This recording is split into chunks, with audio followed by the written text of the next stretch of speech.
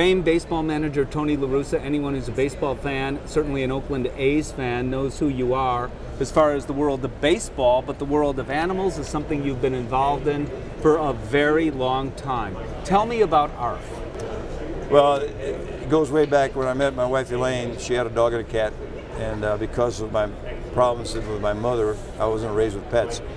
So I immediately realized that having a pet in the family is even greater than you thought. So, what made you realize that?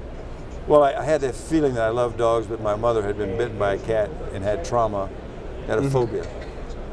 But we were home 3 days, and she had a poodle named Yvette, and I realized it's even greater than I thought to have this companion animal looking at you, unconditionally loving you, tail wagging every day. Plus, she had a cat. And it was a few days later I realized that cats are as great as dogs in different ways. So we've been married 40 years. And for the first half of it, we were actively involved with companion animal issues because of euthanasias and not enough homes, spay-neuter program.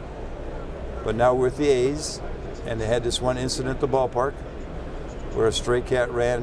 One of the pharaohs at Oakland Coliseum ran on the field. We were playing the Yankees. That's a famous photo. And there's a tape that proves it. At the end of the game, we brought it into the dugout in the bathroom, and it stayed there the rest of the game. Game was over. We took it to Oakland Animal Control. The next day, we took it home into our county and realized that even in our county, the nonprofit to support the public efforts is just overwhelmed. So we decided in February of 1991, that was 1990, right, to start the Animal Rescue Foundation. Now we're 23 years old. We're proud to say that we've built 38,000 square feet of an animal care and People Connect facility in Walnut Creek. Charity Navigator has given us 4 stars for 6 straight years.